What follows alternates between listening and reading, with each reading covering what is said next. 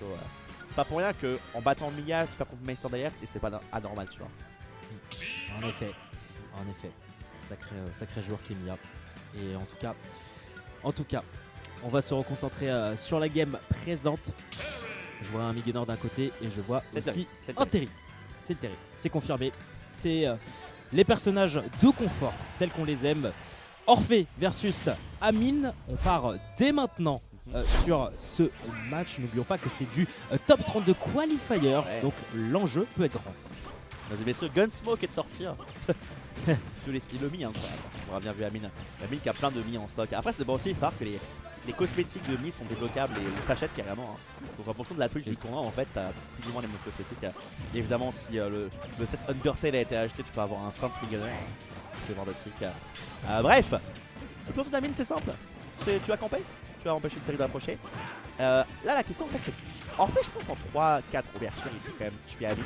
D'ailleurs, c'est pas un perso qui est si lourd que ça.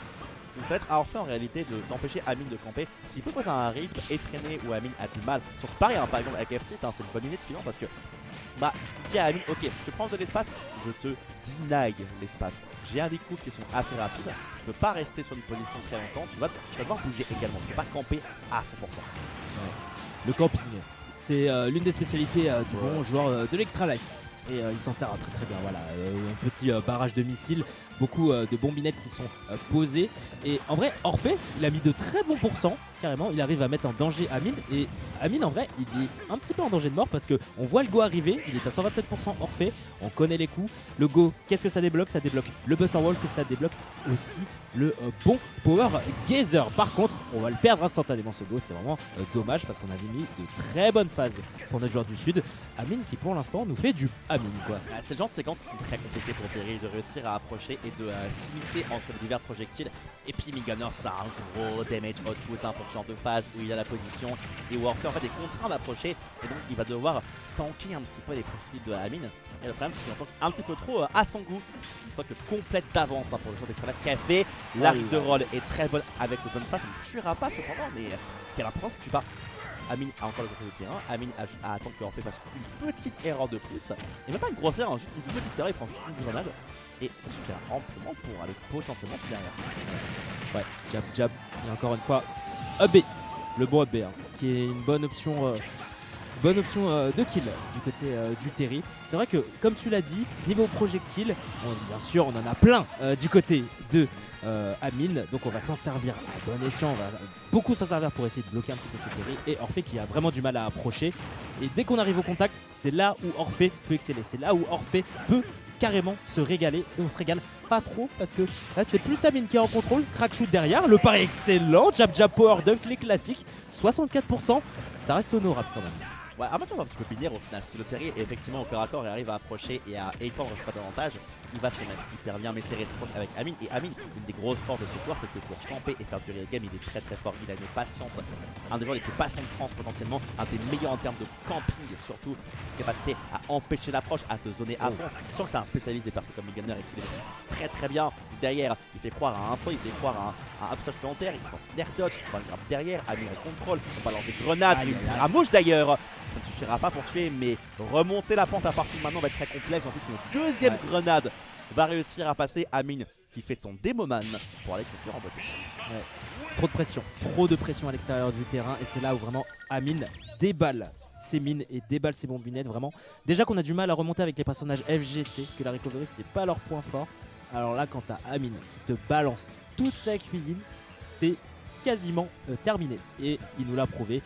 2 killstream et le deuxième a été définitif, donc c'est 1-0 en faveur du joueur parisien et Orphée qui doit remettre un peu en question son game plan, mais en tout cas il était bien parti en ce début de game.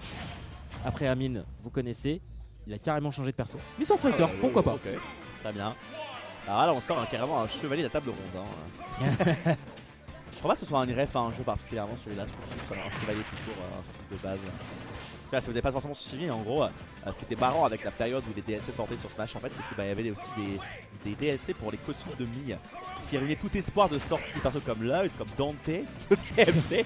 Ouais, moi j'ai vu Dante, mais aussi du héros de No More Heroes, j'ai oublié. Excusez-moi, je suis dur de m'en souvenir. C'est le chevalier noir de Fire Emblem. Ah oui, merci, c'est vrai. Il lui ressemble pas. Merci. Il lui ressemble zéro. Hein. En vrai de vrai. Hein. Bon. Game 2. Pardon, game 2.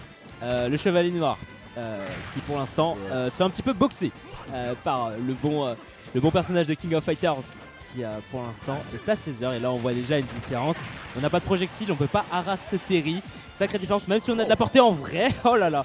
Ça m'a fait peur un petit peu ce coup aérien. Down air en réponse. 46%, ça reste beaucoup trop léger par rapport aux 130 du bon Mi. Alors pas oublier que les forces de Mi Sports Fighter, c'est des forces qui sont pas forcément les mêmes que d'autres épéistes. Déjà ça a des bons projectiles. Alors je sais pas c'est quoi son kit, je crois qu'il joue avec le chakram. J'ai pas l'impression qu'il joue pas avec les shurikens, j'ai l'impression, parce qu'on voit beaucoup au Japon chez les Mi Sports Fighter avec le shuriken utilisé pour tourner. Et effectivement du coup avec ce set, malgré la présence de quelques projectiles, on va devoir jouer un plus corps à corps et ça profite à Terry. Derrière ça, le match-up, il y a le jusqu'à cette belle lecture au forward smash. On repasse à Even et tout ça en fait déjà beaucoup plus à l'aise dans le match-up. En effet, Orphée qui subit un petit peu moins et qui va faire subir finalement il va faire subir le bon Mi et Amine. Certes, il se prend les pourcentages, certes, il se prend des dégâts, certes, il peut se prendre des petites phases, mais bon, c'est pas très grave, j'ai une épée, je peux mettre des pourcents en fait, j'ai un chakram, je peux mettre des pourcentages, je peux mettre des dégâts à distance et bah écoute, j'ai carrément l'avantage positionnel.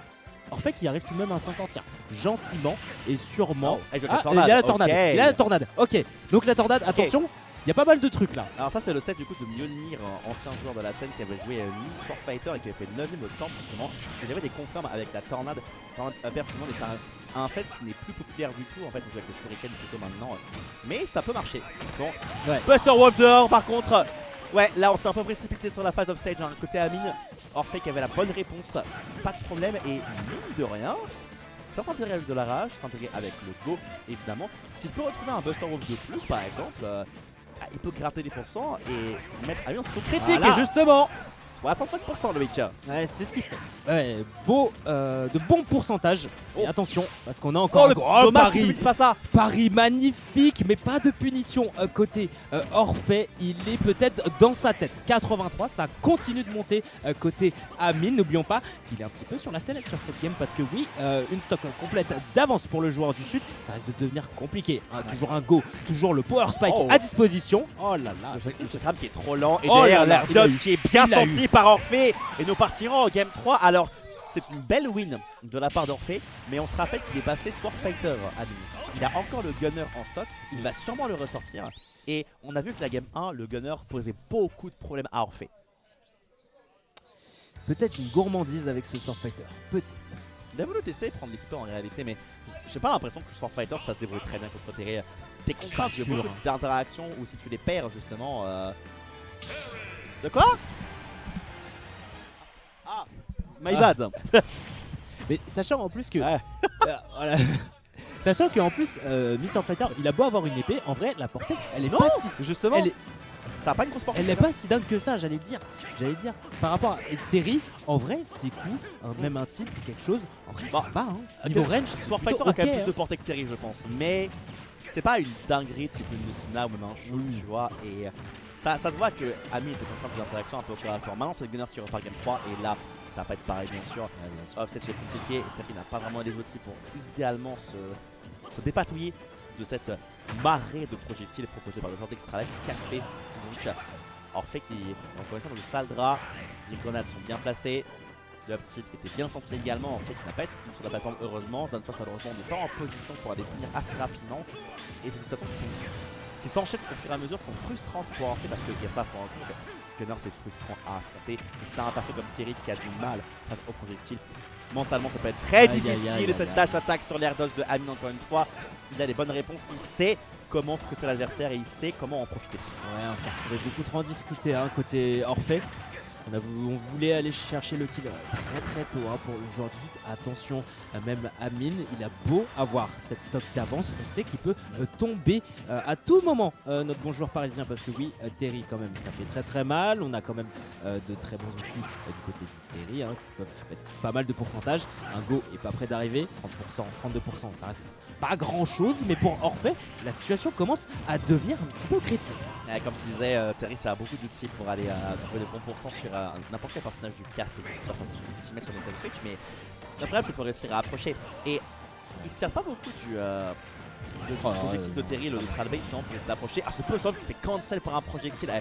C'est pour ça aussi que c'est dur en Terry parce que même les Buster Wolf ils passent vraiment pas les projectiles évidemment. Et voilà, Amine c'est une dead trap vraiment classique avec les grenades.